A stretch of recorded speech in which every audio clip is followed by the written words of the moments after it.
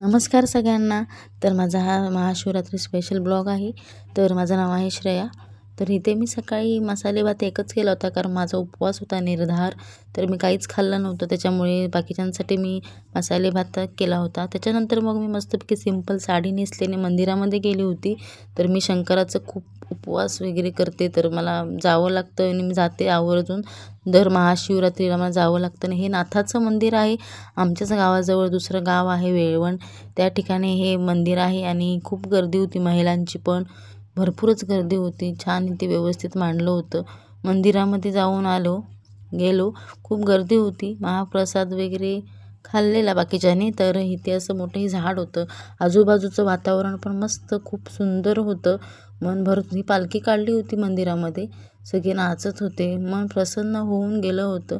खूप वर्ष झाली मी ह्या मंदिरात जाते पहिल्यापासून आणि आवर्जून मी महाशिवरात्रीला जाते, कारण चैन पडेना असं झालेलं आहे. कारण इथे खूप बरं वाटतं या मंदिरामध्ये.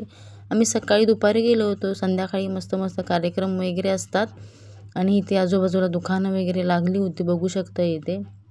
वातावरण पण छान आहे, झाडवळ आहे, एक नंबर आहे मंदिर आणि आतमध्ये गेल्यावर तर खूप मन प्रसन्न होतं.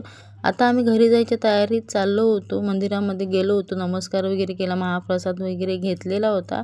तर शेवटला एंडिंगला महाप्रसाद घेतलेला.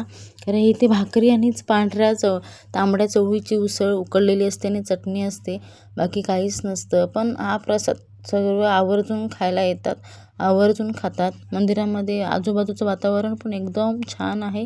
अशा प्रकारे सर्व झालं होतं. आम्ही घरी जायला निघालो होतो. संध्याकाळ झाली होती. मन काही तिथून हटतच नव्हतं मंदिरामधून आणि संध्याकाळी घरी आल्यानंतर मी त्याच्यासाठी शिरा केला होता नैवेद्यासाठी, गोड काहीतरी म्हणून. बाकीचं जेवण केलंच होतं.